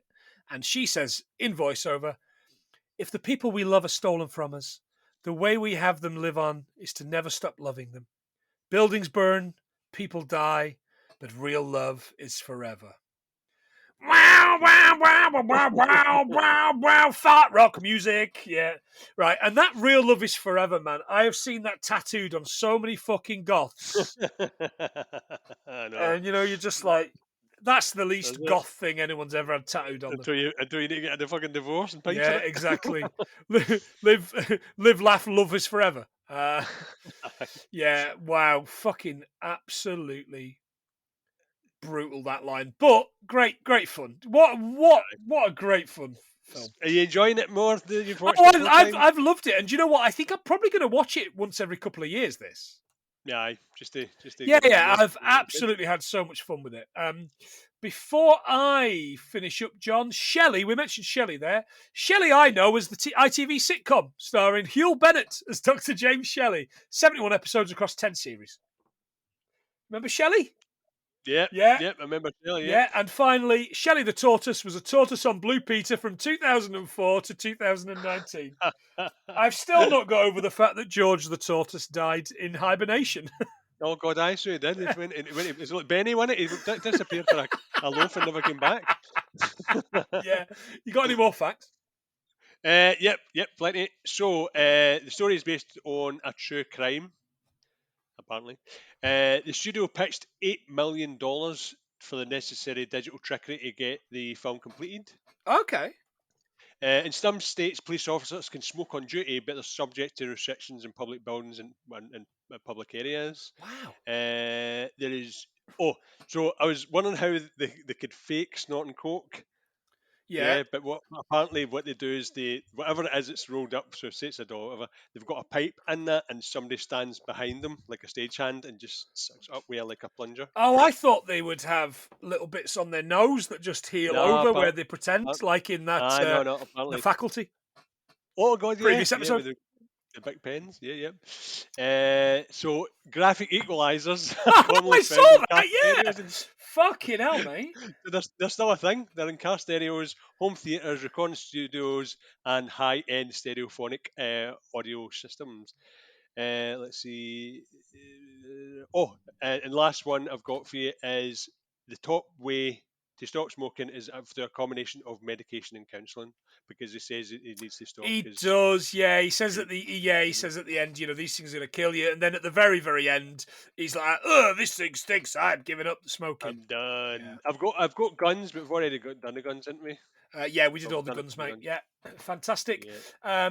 After Brandon Lee's death, Paramount Pictures opted. Can I have an up two bits? After Brandon Lee's death, Paramount Pictures opted out of distributing the film, and the rights were picked up instead by Miramax, who oversaw The Crow's completion. Oh, I should have plenty here, mate. In the UK, in 2021, the average funeral cost was £4,056. Burial, £4,927 on average. And cremation, £3,765. Listeners, just in case Rachel goes before me, I would like to be cremated. I don't know what fucking say you're going to have in it, but... Yeah, true. Mate, I'll make sure you're all right. Yeah. I'll probably die before you, but I'll make sure you're all right. An unnamed producer suggested, John, that The Crow should be a musical with Michael Jackson in the lead. Fire it up! Fire it up! Oh, fire it up! I'm the Crow. Oh, I'm going to spend my time with a teenage girl. No, it's probably going to have to be recast to a teenage boy. Well, let's start fucking raving mad anyway. Yeah. Hey, I bet he knew how hard a 13-year-old could grip. Yeah, same bastards. Cameron Diaz was offered the role of Shelley, the woman in this, not the fucking tortoise. Yep. At the time, she was a model, not an actor. But she declined because she didn't like the script. Oh, well. Obviously, later the same year, she was in The Mask. Brandon Lee lost £20 for the role. He was being built up as a future action star before getting this role. Right. And Mr. Proyas, I didn't do any Proyas stuff because we were fucking brutal to him in this first episode. We really treated him really bad. Was encouraged to finish the film by Brandon Lee's mum and his fiancée and release it in his memory. Yeah. And finally, dedicated to him and her, it was Eliza and Brendan. Yeah. And finally, the script took 2 years to write. It's a long time, right? It was. Whoa. Any more, John? Michael Massey. Yep. Quit acting for a year after the incident with Brandon Lee, and apparently he was never the same again. Apparently he used to wake up in terrified sweats through his career, but wow, it must have been horrible. Yeah, you can't imagine like someone dying at your hands, especially if you're probably anti-gun or something. Apparently there was, I don't know who the character was, but there was a character removed from that was in the comic book because it was controversial. But Brandon Lee badgered the director to remove the character, so I'll need to look up more of that. But yeah, apparently there was an offensive character in the comic book. An offensive character? Wow. Okay. Yeah, I don't know what they meant by that, but I'll double check. And apparently after the incident, it's believed that the laws were changed for the sort of the holding a gun or using a gun on set. All right. So I know they've said a few times that other firms were responsible for the change of laws, but apparently this was sort of the start of it for the sort of safety standards, because apparently they're meant to be abysmal. And the last one I've got is apparently everybody in a dug was on drugs. Oh, apparently surprised. Brandon Lee says that it's heard to says that he had somebody sneeze, and when they sneezed, apparently says there's somebody lost $50. Fucking hell, Jesus. Apparently, it's rife. Okay, yeah. I've got one more that I'd missed. James O'Barr bought his mother a car and a surround sound system for himself with the profits, and then donated the rest. Oh yeah, he says he thought it felt like blood money. So blood money. Exactly. Quite close to the family, wasn't he? Yeah. So he thought he didn't want any profit from it. So that was a lovely gesture, to be honest. But aye. Okay, go on. How many do you think we've got? Is it at least 100? I'm just going straight up here because I feel as if we've done it. John, you got it on the fucking button. Is it 100? Oh, fucking hell. No, but I've just remembered there, just as I was counting them up, I'm pretty sure I said something about we'll quit the podcast if we don't get 100. Lucky me did. Fucking hell, my heart was going like the clappers there. Maybe it's because I've been on all the drugs that they were on. Oh, right. Fantastic. Yeah. That was good. That was a lot of fun. Of course, if you donate a quid to us a month, we will shout you out on the podcast. It would shout out help if I had everybody written down. Of course, thank you so much to Dean from That Efkin Show. Isn't even a fucking patron, but managed to get in on it like some sort of fucking Robin prick. Joe, Hallmark of Greatness. I love him very, very much. Mono and Kira, Mono Rants. They're lovely people. Punk from What the Fuck Do You Want, who may or may not be getting John on in the new year when we finally figure that out. Stig from Modern Escapism. He's done all the chat already, but of course we've got Biggie. We have got Gadget as well from that. They had their Christmas party this time last week, and it was a lot of fun. I sat and watched them just chatting shit and arguing. It was really good. I was really disappointed Stig didn't get another Cliff Richard calendar this year, which would have been good. Josh Wilson, he's coming on next year to talk with us about the Big Lebowski. We're getting Maria on. She's on Cult Connections podcast, talking Star Wars, but she's coming on to talk Speed with us. The bus that couldn't slow down. Ian at Cult Connections podcast, of course, I'm on that semi-regularly all the time. And SP Film Viewers, they are the podcast, a couple on the podcast. They've been doing some Christmas stuff that might be having a little bit of a break over the Christmas period, but they've got loads of Christmas episodes out. And Dan and Gavin Belson from the Be There with Belson podcast, John's favourite podcast that isn't us. Yeah. In fact, I think you like that podcast more than you like us. Well, do you know what? Just, There's no getting around it. They're good at what they do. And the bunch of pricks went out to Sal, Gav, Ian, Phil, and Rachel, who helped me help us get to 100 things. Because she's a superstar. Yeah, thank you. All right, thank you very much. John, that's Christmas. That's New Year. Do you want to say something lovely to the lovely people that pay us and listen to us? Yeah, well, that's been 100 times we've done this, and 100 times I've enjoyed it, to be honest, by the way. So thank you so much for letting me be part of this, even though I've got cold sores. And thank you for the lovely people for listening. It's been an absolute pleasure doing this one. And to be honest, even watching it, I felt this was going to be a special one. Yeah. It's got a place. It's definitely got a place in my heart. Absolutely. So and I'm going to say what I always say to you when we finish recording and we say goodbye. But John, I absolutely love you. I'm so grateful that like you came into my life and allowed me to just chat shit once every week, and that people listen. So I'm more grateful in the world than anything that you take 2 hours of your fucking week out. 2 hours of your week just to record. The amount of time you spend, reading IMDb trivia and pretending that you've watched films is great. It's fantastic. Yeah. So it's super. It really is. And listeners, thank you so much. Look, happy holidays, Merry Christmas. Have a fucking cracking Kwanzaa. Have the happiest of Hanukkahs, and have a happy New Year. Because next year, and next month, we're coming back to you with some British films. We're doing the British films. We did Scotchtoberfest. We're doing January. It doesn't work, but we'll figure out whatever that's going to be.